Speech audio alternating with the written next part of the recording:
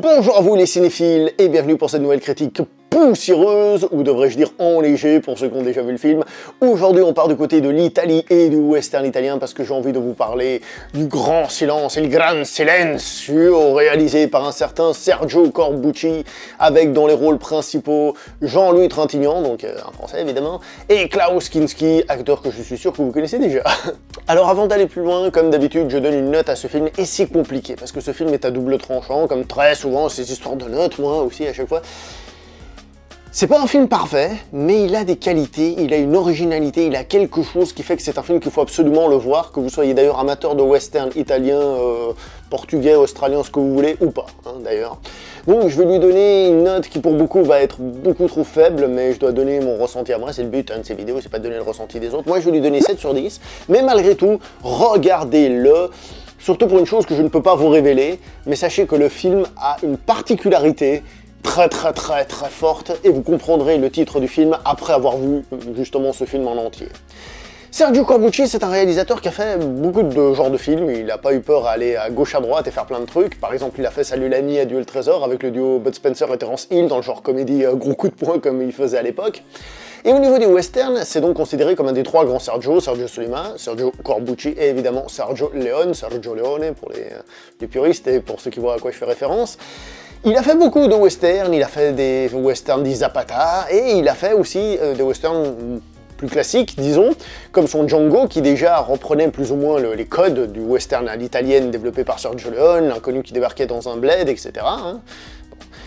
Ici, il reprend les codes de Sergio Leone, mais ce qui est intéressant, c'est qu'il y a une sorte d'inversion des codes. Je m'explique. Prenons le stéréotype Sergio Leone, surtout dans « Et pour quelques dollars de plus ». Dans les films de Sergio Leone, qu'est-ce qui se passe? On a donc déjà cette atmosphère qui est plutôt, on va dire, désertique, vous savez, ces grandes plaines, etc. Et bien ce film, il se passe en plein hiver et dans la neige.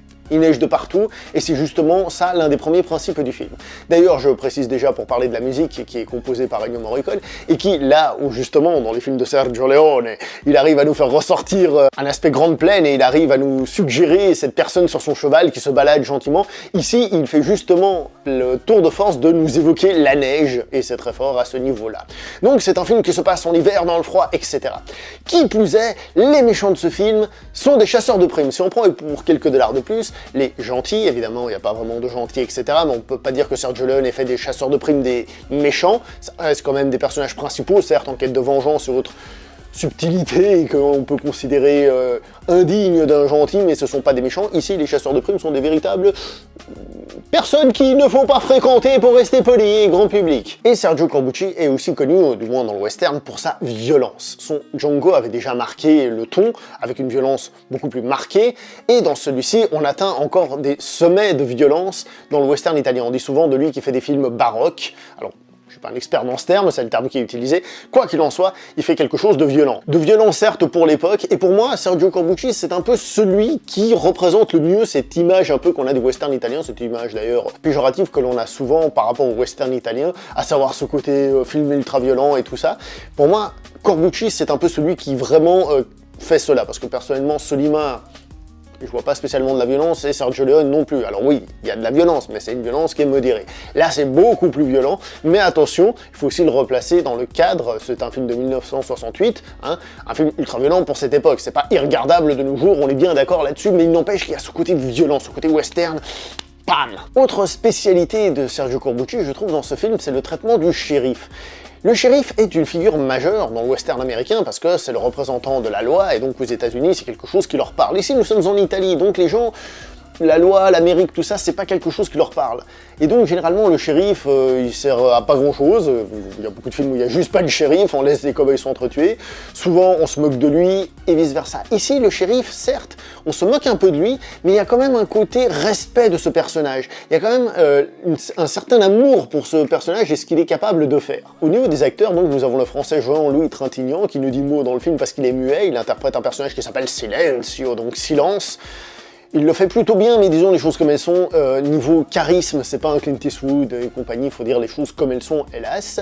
Et dans le rôle du méchant, on a l'énormissime Klaus Kinski qui fait un personnage qui s'appelle Tigrero, je me trompe dans la prononciation, Tigrero, Et Klaus Kinski avec sa tête de sorcière, de mort-vivant, en plus il est habillé de manière à faire ressortir, je trouve, cet aspect sorcière, je dis bien sorcière, et il est énormissime, il a vraiment ce côté méchant, ce gars. Et disons que c'est un type qui a pas l'air très sympa dans la vie de tous les jours, en plus il avait une mauvaise réputation.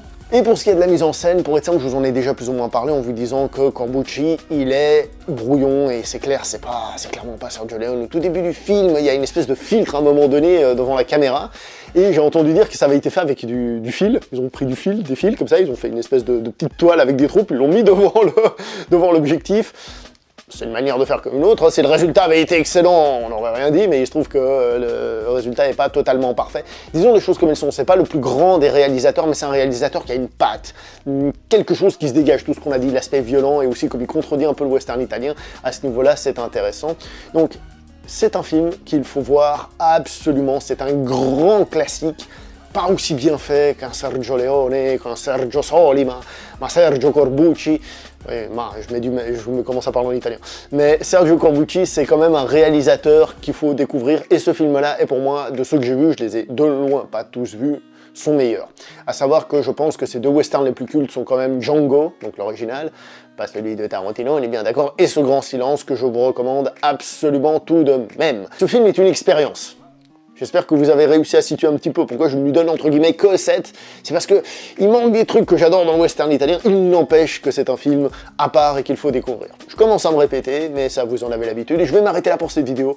On se voit prochainement pour une prochaine vidéo. N'oubliez pas s'il vous plaît de liker, commenter, partager et de vous abonner. On reparlera de western italien, c'est quasi obligatoire pour moi. À la prochaine, portez-vous bien, ciao tout le monde.